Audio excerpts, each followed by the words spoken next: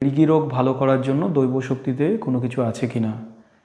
মৃগী রোগ ভালো করার জন্যে আমার কাছে তাবিজ আছে, যন্ত্রম আছে, যেটি দিয়ে মৃগী রোগ ভালো করা সম্ভব। বহু রোগীর ক্ষেত্রে আমি দিয়েছি এবং খুব ভালো রেজাল্ট পেয়েছি, বহু মৃগী রোগ ভালো হয়েছে। তবে যদি বহু পুরনো মৃগী রোগ হয়ে থাকে, অনেক বছরের পুরনো মৃগী রোগ হয়ে থাকে, সেগুলো সারতে অনেক সময় লাগে। আর অল্প দিনের যদি অল্প বয়সের মৃগী রোগ হয়ে থাকে তাহলে খুব দ্রুত ভালো হয়ে যায়। তো এটা কিভাবে কাজ করে, আমি মৃগী রোগের তাবিজ দিলাম, অনেকের একবারেই ভালো হয়ে যায়, অনেকের ক্ষেত্রে দেখা গেল মাসে একবার করে মৃগী হতো। সেটা দেখা যাবে 2 মাসে একবার হচ্ছে, তারপরে 3 মাসে একবার হচ্ছে, তারপরে 4 মাসে একবার হচ্ছে। এরকমভাবে বাড়ে কমতে কমতে তার মৃগী সম্পূর্ণভাবে সুস্থ হয়ে যায়।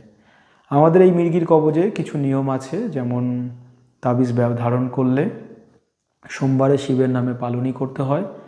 সেটা যদি বাচ্চা পালনই করতে পারে ভালো, না হলে তার বাবা মা যে কোনো একজন পালনই করলে হয়, বা রোগী নিজেও করতে পারে। সোমবারে নিরামিষ খেয়ে শিবের নামে থাকতে হয়। তো সেটা করলে খুব দ্রুত মৃগী রোগ ভালো হয় এবং দৈব শক্তিতে মৃগী রোগ ভালো হওয়া সম্ভব।